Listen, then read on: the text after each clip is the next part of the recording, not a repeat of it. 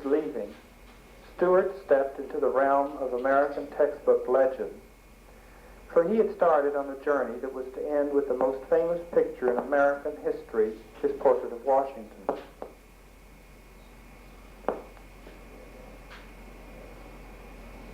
Stuart's Washingtons haunt us all from the cradle to the grave.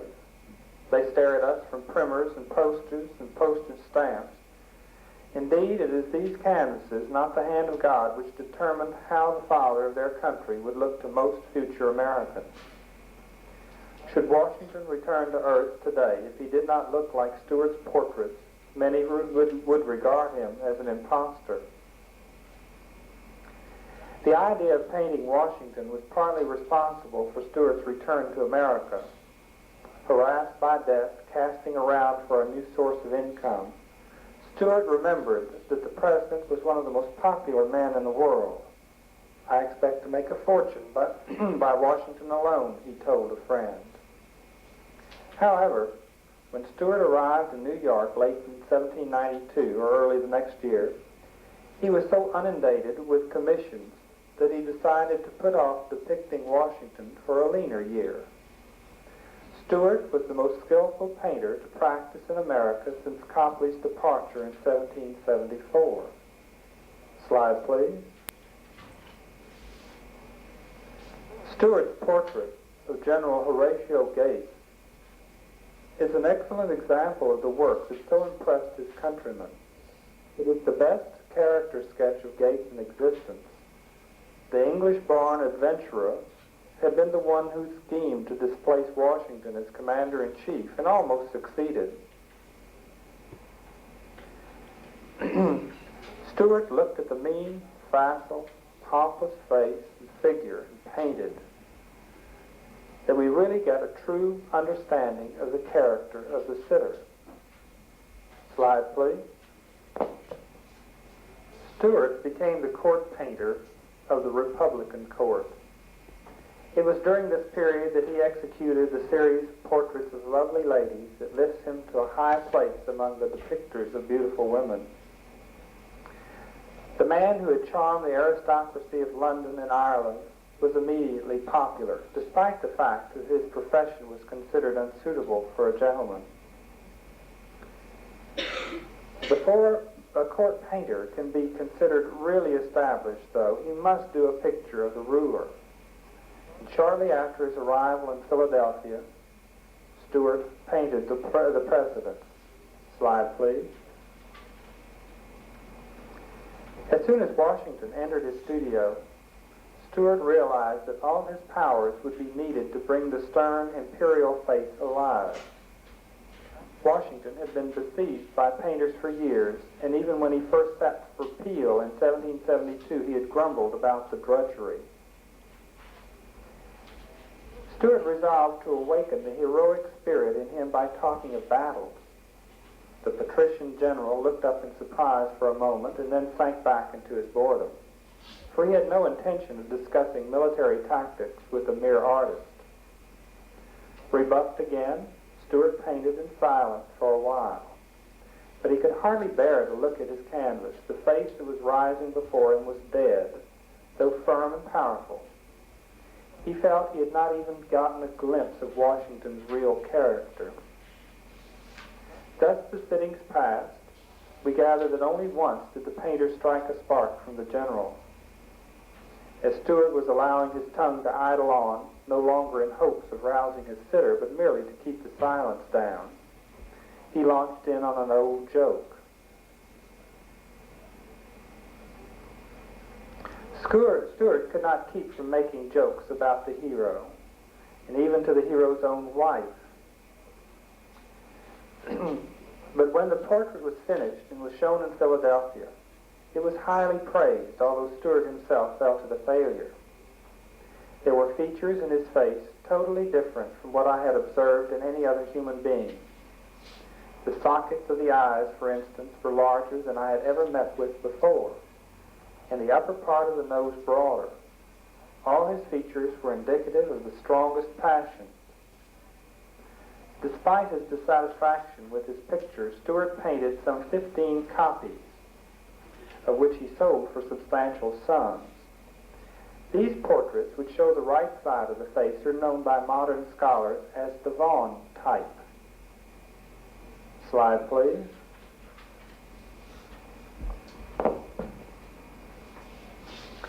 Yet Stuart kept his reputation as the greatest painter in America.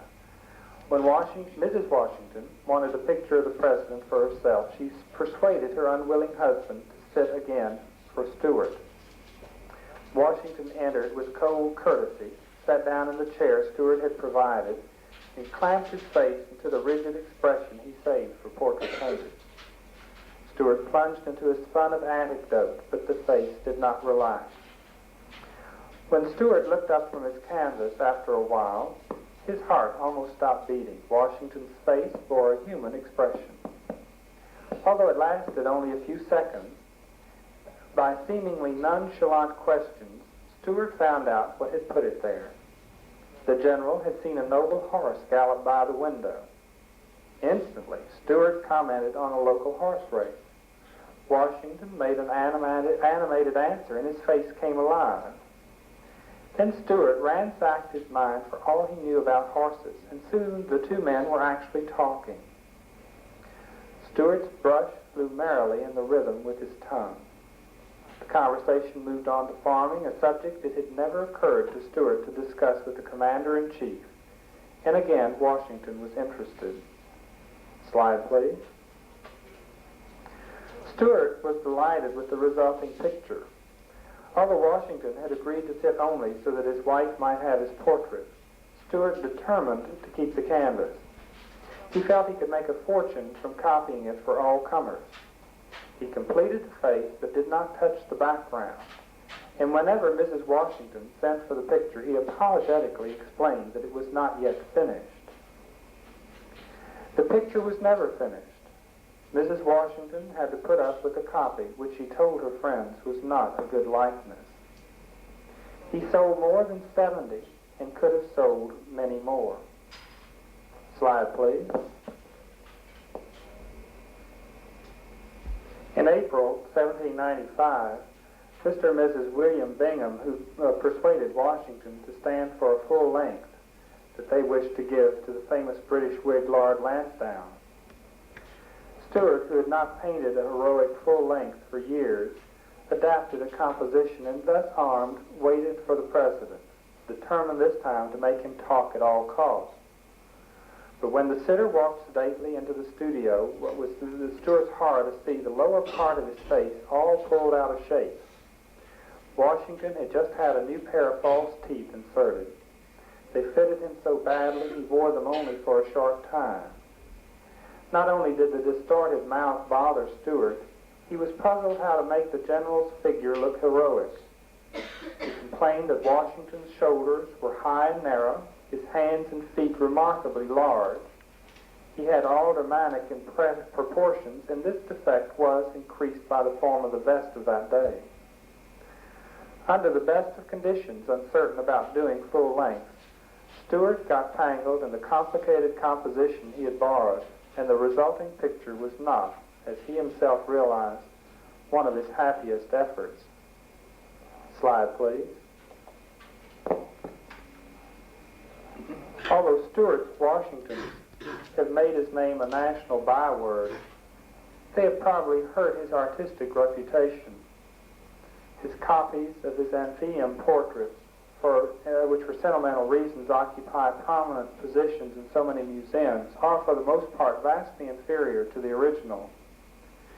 Impetuous and actuated by inspiration, Stuart was not able to imitate anyone successfully, not even himself.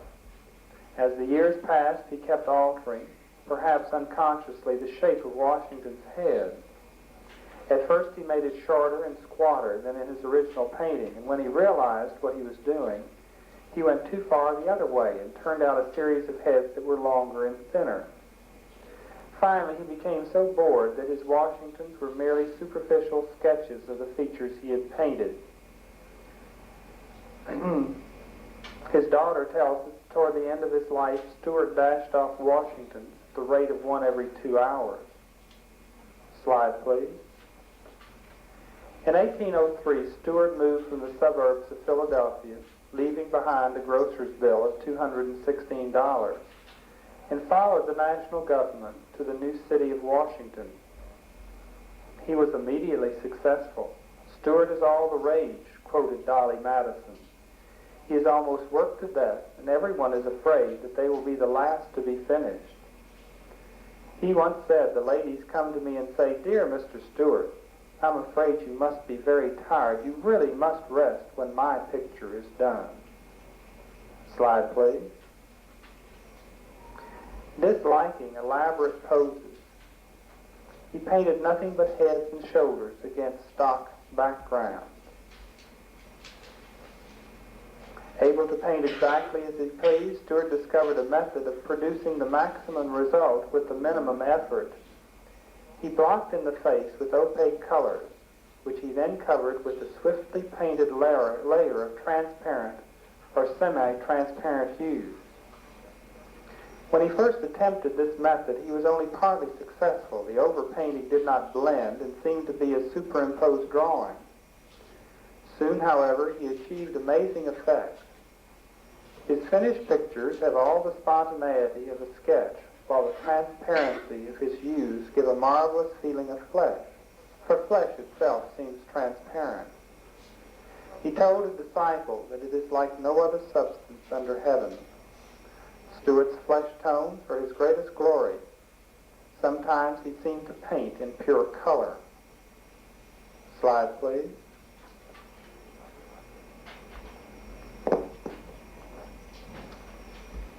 In 1816, Stuart had said, "I have often, very often, roughened my second or third sitting that I might be thrown back and having to use more color produce a richer effect. The reasons why my paintings were of a richer character 30 years ago, then it was a matter of experiment. Now everything comes so handy that I put down everything so much in place that I want for opportunities. I lose the richness." Undoubtedly, Stuart was forced to adopt his characteristic later style partly by what would have seemed a physical handicap, the trembling of his hands. His slightly unsteady touch gave atmosphere and added vibrancy to his coloring. While he had not had to concentrate on the significant masses of the face, since he could not, had he wished, have executed meticulous detail. He deliberated every time before the well-charged brush went down upon the canvas with an action like cutting into it with a knife. He lifted the brush from the surface at a right angle, carefully avoiding a sliding motion. Slide, please. He painted a gallery of the most famous of the American revolutionary leaders.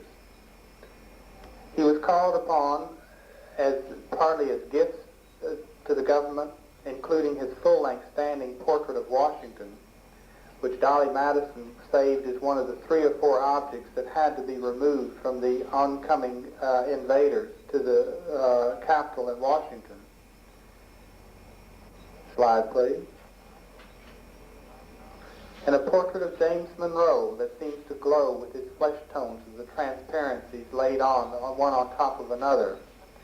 Always the bust-type portrait, the face seeming in a slight haze of beauty that gives the atmospheric effect with the background changing tones behind the head.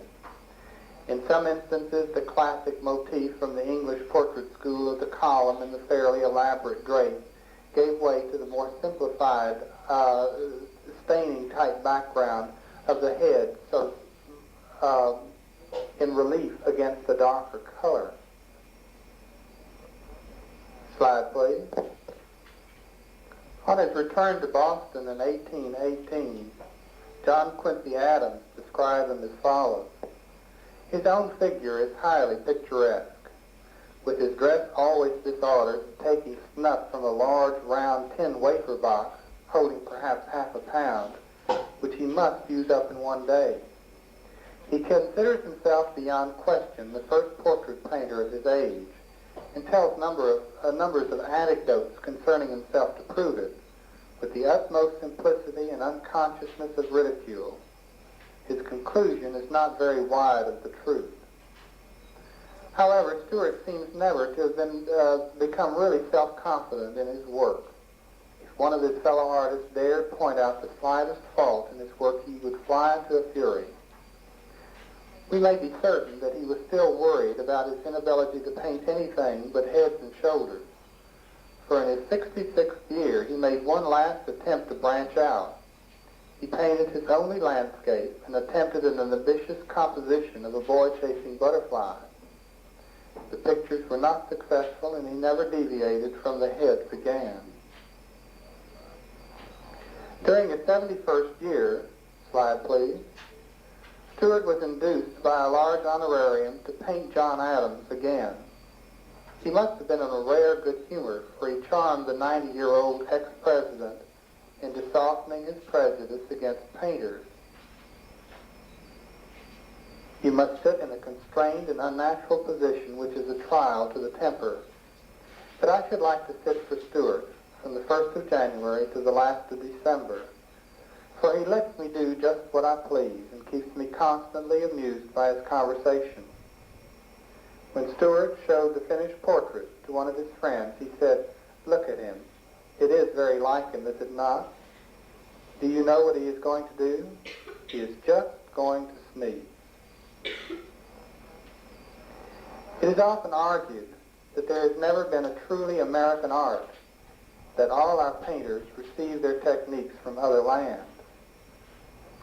By studying America's old masters against the background of their nation and their times, we have discovered that they reacted very differently to the influences that formed their British contemporaries, and that this divergence was largely due to the cruder and more forthright society from which they came. All right, slide please. For the review, we had the first section of painters was a group of naive, self-taught, self-trained painters. They were called primitive artists, or we assigned them that term. And that they were the ones, without the art schools, without the museums to see, taught themselves how to paint, to portray the people, their land, and their livestock, their possessions, to sort of enhance the cultural aspect of colonial times. They didn't know perspective, they did not know anatomy, but they knew about detail and what the people really wanted to see. In the portraits, the figure is very stiff, has a lot of surface detail to it. In their landscapes, perspective is not known, so the proportion of things had no regard to the correctness of how you would visually see it. But one thing was important of getting all the details in accurately. That you have a stiffness, but you have a charming portrayal of colonial life in the primitive artist. Slide, please. One of the more refined ones, of course, in the larger cities, refinement was much more than in the country area. But the first artist was John Singleton Copley, who was self-trained. He imitated the English painters in this sort of grandiose pose. Even self-trained, he was a master at satins and cloth. The portraits, unlike the English portraits, had an informality to them, a little more casual attitude. But this is the main difference between the American portrait and the English portrait, in that the American portrait is much more direct and honest, and the English portrait is much more theatrical and flattering. Copley, some of the characteristics, a fairly low raking light, usually from the left-hand side. You have a crisp edge to the painting. You see some of the same props as the chairs and tables showing up in many of his portraits, and an extreme attention to the surface quality of the fabrics in the clothing. Slide, please. Gilbert Stuart, S-T-U-A-R-T, a later painter. He had made the trip to England, was influenced by the English painters. Stuart is most famous for painting the great historical figures of the colonial and federal period of the United States. Mostly a face painter. He liked the character of the face more than the whole figure. There's a softness about Stuart's work. There's more atmosphere in the background. The background is sort of usually a softer, changing tone of color. There's a pinkness to the cheeks. He liked the translucency of the feeling of skin. And he painted like starting with a blur in the correct skin tone, the back of the canvas, almost like a slide out of focus, and then slowly, by transparent layers on top of each other of the skin tone, bringing the face into focus. But there's a softness to Stuart's work that you do not find. There's a crispness to Copley's work and a softness to Stuart's work. Slide, please. Clear the machine.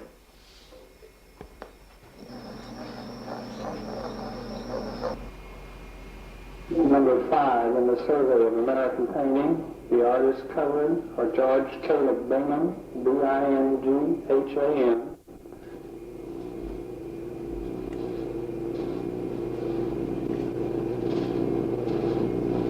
Put in the first slide, please.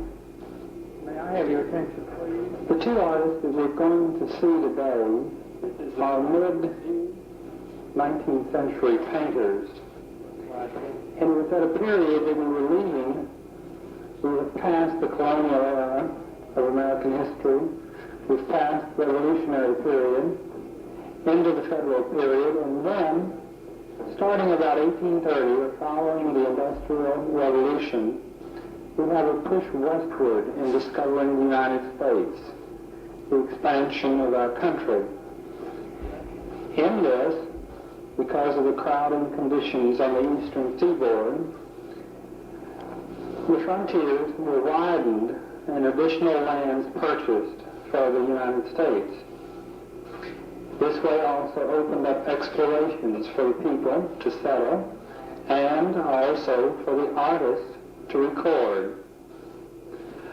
It was in this exploration that many of the artists accompanied the explorers into the far reaches, and this sort of romantic wilderness reproduced in their paintings gained great popularity when brought back to exhibit in the urban areas. One of these artists was George Caleb Bingham, B-I-N-G-H-A-M, whose dates were 1811 to 1879. He started out as a cabinet maker. He studied law for a while, then theology, and finally about 1830 settled into portrait painting, sort of having always loved to draw, encouraged by 4 of his friends to do their portraits. By this time he was settled in St. Louis, so you can see that the mid-United States had opened up by that time. The joke is that when he completed the 4 portraits and presented them to his friends, they joked as to deciding which one of the portraits that they would take. There was a stiff likeness about them.